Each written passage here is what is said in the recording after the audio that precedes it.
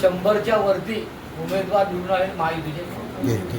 त्यामुळे आज महायुती ही सक्षमपणे आहे, सगळीकडे ती दिसत आहे पूर्ण.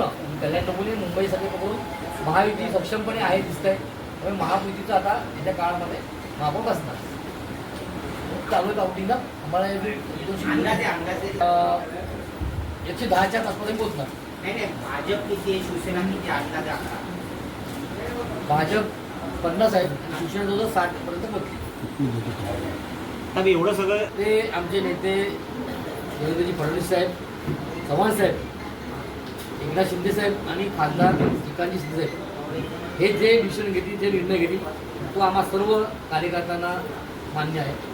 संपूर्ण सर्वस्वी निर्णय हा त्यांचा आहे, ते सांगितलं आम्हाला मान्य. एवढ्या मोठ्या मताधिकार सर्वप्रथम त्यांचे आभार मानतो की पुन्हा एकदा कल्याण डोंबिवली जनतेने दाखवून दिलं की कल्याण डोंबिवली ही शिवसेना भाजपा महायुतीचा गड आहे.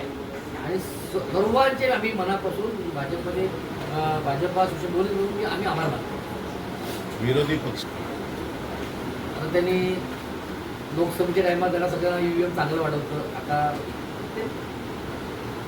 त्यांचं ते कशावरही करू शकतात, ते EVM करू शकतात, ते बिनविरोध निवडून आले त्यांच्यावर आक्षेप टाकू शकतात, बिनविरोध निवडून आले त्यांच्यावर आक्षेप करू शकतात. त्यांना काय आपण अडू शकत नाही.